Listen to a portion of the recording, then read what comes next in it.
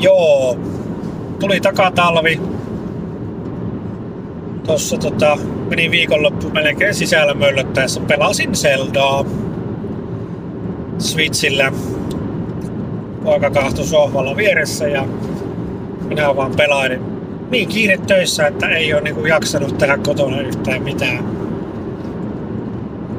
Pemmi ei ole edistynyt. Mutta sen verran tuli kokeiltua moottorikelekkaa, että ajoin 3 kierrosta talon ympäri kelekalla lauantaina ja siinäpä sitä sitten. Tää takatalvi vähän vei semmosia juttuja. Mutta tosiaan tää kiire on ollut semmonen, että ei ole niinku jaksanut mitään autoasioita viedä eteenpäin.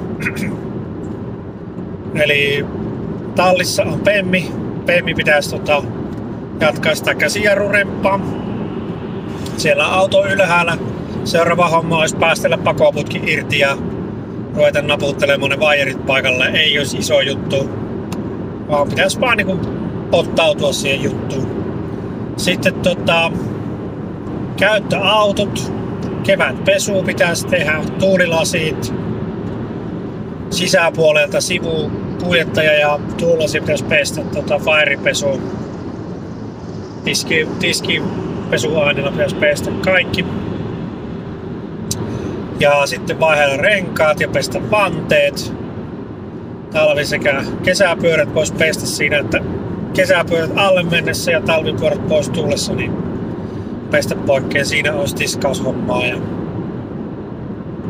Ja sitten pitäisi edistää sitä auton vaihtoa. Tarkoitus olisi vaihtaa toinen auto, toinen käyttiksistä vaihtaa sähkäriin. Pitäisikö olla koeajamassa semmoista sähköautoa, minkä minä haluan. Siitä voisi tehdä videon sitten, kun sen käy tekemässä sen koeajon. Ja sitten mä haluaisin semmoisen Pemarin lisäksi, mä haluaisin semmoisen jätskimopo tai jätskiauto. Tarkoitan semmoista autoa, millä niin kun ajellaan kesäisin jäätelökioskille ja takaisin. Semmoinen, tai uimarannalle ja takaisin. Niin joko jätskimopo tai jätskiauto, niin semmoinen pitäisi saada.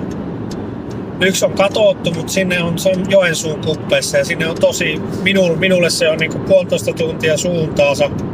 Se on päivän reissu. Niin pitäisi apukuski saada ja pitäisi löytää rahaa siihen hommaan. Ja sitten niitä autoja olisi taas pihassa niinku enemmän kuin en tiedä. Mitä rouva tykkää, kun meillä on joka paikassa autoja. Mutta katsellaan. Tulin nyt kaupungin ja pitää mennä töihin. Töihin saapi laskut maksettua, niin tämmönen vappuun on 1,5 viikkoa aikaa ja päästään toukokuuhun. Niin eipä tässä.